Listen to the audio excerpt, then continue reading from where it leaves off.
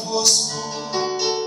Ele está no meio de nós. Proclamação do Evangelho de Jesus Cristo, segundo Lucas. Glória a vós, Senhor.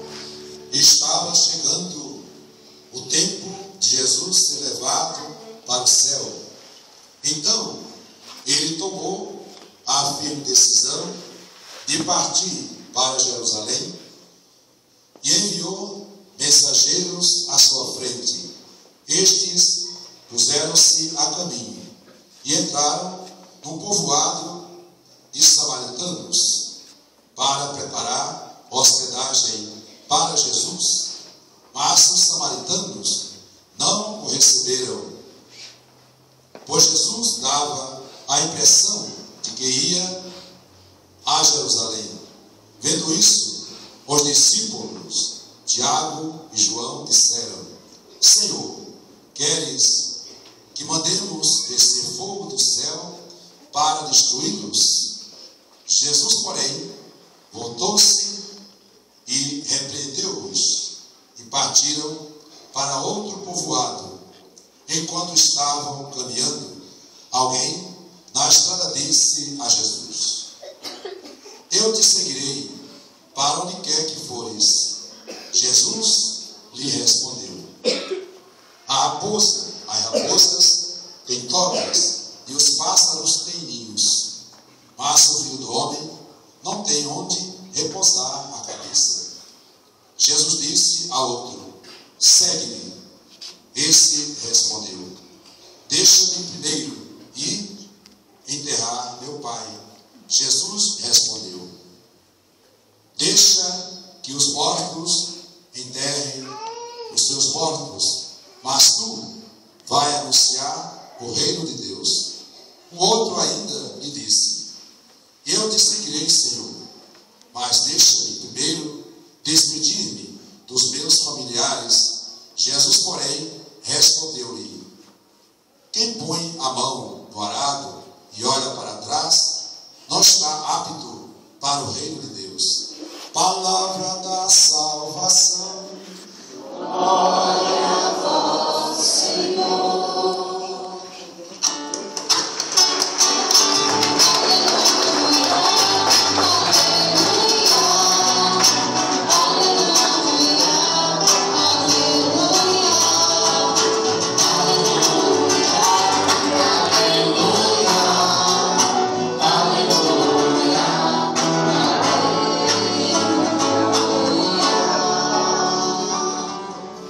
Amar o Cristo é comprometer-se com Ele. Vamos dizer? Amar Cristo é comprometer-se com Ele. Prezado Padre John Ferreiro, irmãos e irmãs, que bom a gente poder celebrar hoje, este domingo, 13º do tempo comum. Dá-se o nome a este fim de semana de o tempo do seguimento de Jesus, ou o Evangelho do discipulado. Seguimento e discipulado. E o que nós podemos aprender dessas leituras que ouvimos? Leituras que nos ajudam a refletir sobre o chamado de Deus. Deus continua chamando todo mundo, as crianças, o jovem, chama o namorado, a namorada, o casal, a família, toda a comunidade. Todos somos chamados por Deus. E muitas vezes, talvez a gente dê desculpa para não seguir, ou talvez a gente não entenda, não compreenda o que Deus está querendo dizer para a gente naquele momento. Ele pode chamar em várias circunstâncias. Quando você está em silêncio, refletindo, conversando, trabalhando, o chamado de Deus é múltiplo. Ele pode acontecer de várias maneiras, em todas as circunstâncias. De repente é uma realidade que vocês vivem. De repente é uma pessoa que te chama, é um problema que você enfrenta, e Deus está nos chamando. O seguimento de Jesus para Jerusalém seria o grande momento decisivo da sua vida. Ele prepara para os últimos passos da sua vida terrena. E neste caminho, ele encontra pessoas que acolhem, como também pessoas que não querem acolher. Gente resistente, que não abraça a sua palavra. É o ser humano na sua liberdade. Uns aceitam, outros não aceitam. E nem por isso Deus vai obrigar você. Ele quer contar conosco. Ele não vai obrigar você a ser do jeito que Ele quer que você seja. Cada um é que vai se decidir no caminho. É no caminho que você encontra as pessoas.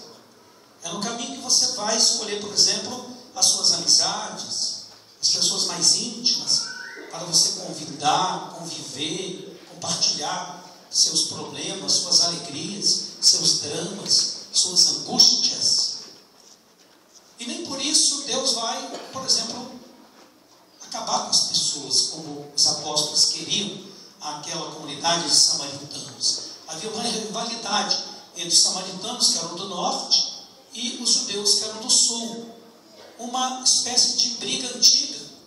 Uns achavam que se deveria adorar o monte de Garizim, lá em Samaria.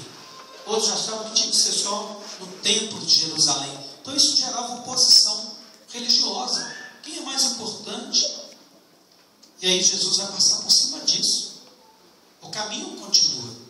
O caminho da cruz, o caminho da elevação, passa pelas discórdias, mas é um caminho que prossegue, é um caminho que não se interrompe na estrada. Isso é muito bonito na história da gente. E aí nós temos então 3 tipos de pessoas que querem seguir Jesus, mas colocam suas condições, né? Então as pessoas querem seguir o Cristo, ser discípulas, mas estão apegadas. Nós temos 3 tipos de apego, segundo o Evangelho de hoje. O primeiro apego é o apego material. Eu tenho que cuidar das minhas coisas, tenho que cuidar dos meus negócios. Enquanto eu cuidar das minhas coisas, eu não vou seguir a Deus. O segundo apego é o apego afetivo. A pessoa está presa às suas paixões, presa aos seus afetos, que muitas vezes não são libertadores. Tem que se tomar cuidado com isso. O terceiro apego é o apego até mesmo, por exemplo, ao pai, à mãe, à família. Ora, a família não pode ser empecilho para seguir a Deus. Pode, gente? De jeito nenhum. A família tem que ser um lugar de amor, de comunhão, de diálogo, de alegria, de fidelidade. A família tem que ter até, vamos dizer, compartilhar com os filhos, com todos, no segmento de Jesus, seja para a criança, para o jovem, para o adulto. Então Jesus vai dizer: olha, quem põe a mão no arado e olha para trás, não é digno de mim, porque está muito apegado, está preso às realidades do mundo.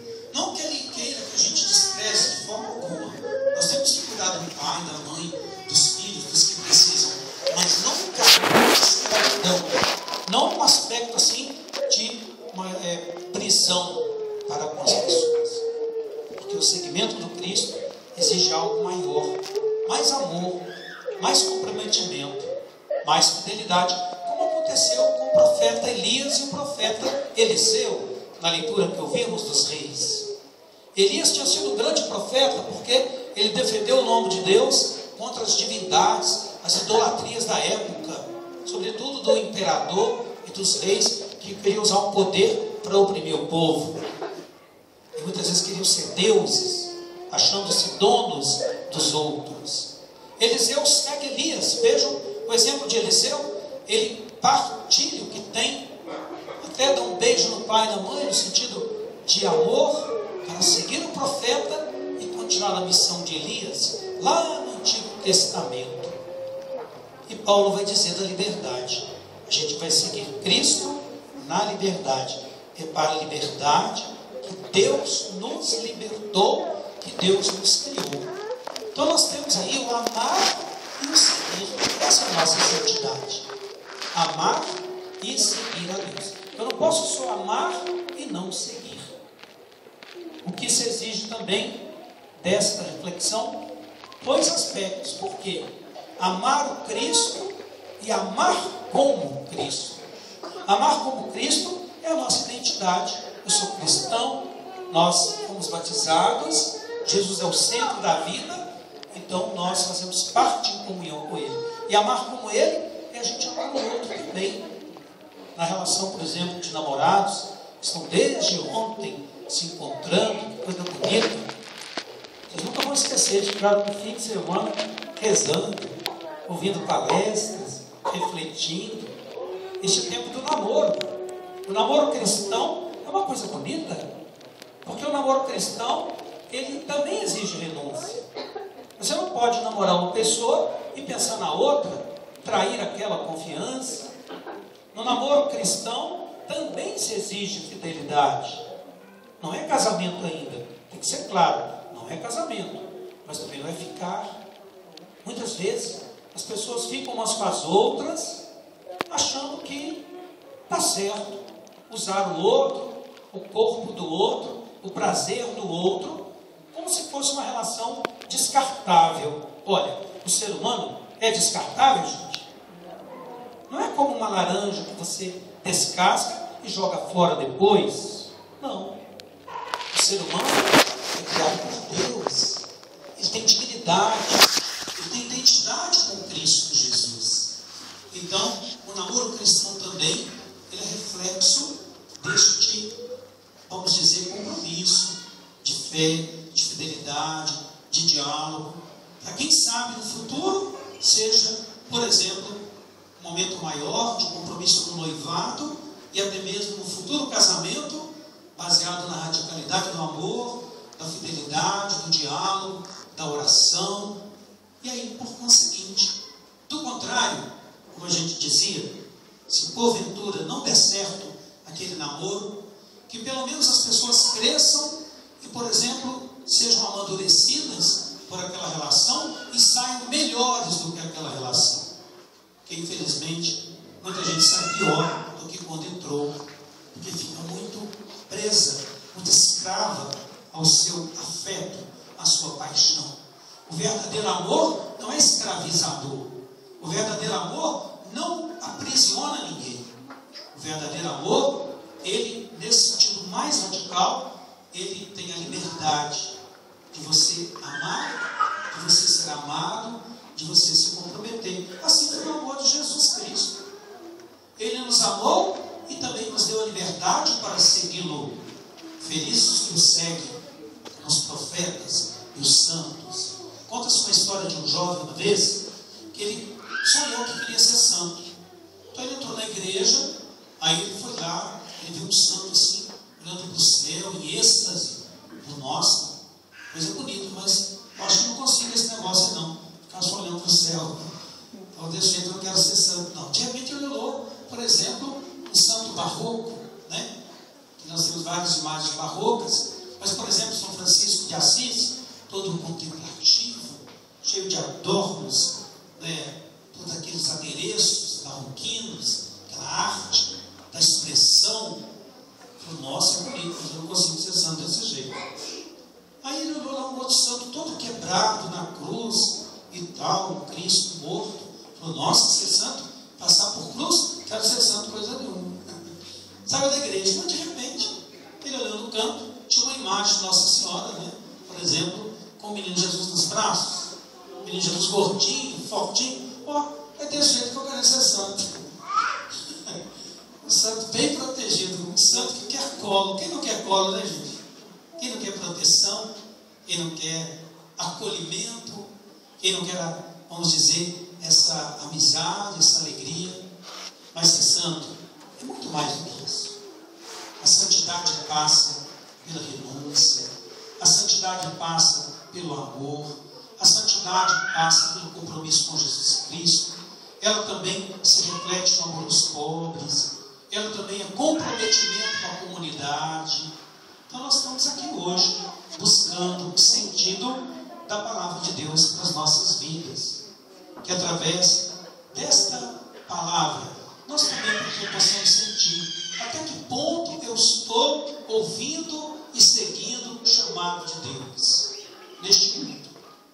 Como que eu estou, por exemplo, aderindo ao chamado do Senhor na minha família, no namoro, no casamento, na vida da comunidade? O certo é que Jesus está sempre chamando e o caminho continua. É no caminho do Calvário que não para no Calvário. O caminho continua e se descortina na ressurreição, na vida nova. Se pensa que se acabou tudo na cruz, não é pleno. Existe a cruz, mas existe algo além da cruz, que é a ressurreição, para nos dar força, para nos alentar, para nos ajudar no caminho do Cristo. Vale a pena segui-lo neste tempo tão difícil de egoísmos, individualismos, de aprisionamentos, mas vale a pena seguir o Senhor, porque só Ele tem palavras de vida eterna. E Ele fala também pela igreja, pelas suas pastorais, os grupos pastorais, as comunidades. Então, meus irmãos, pensemos até que ponto nós estamos ouvindo e seguindo Jesus no tempo de hoje.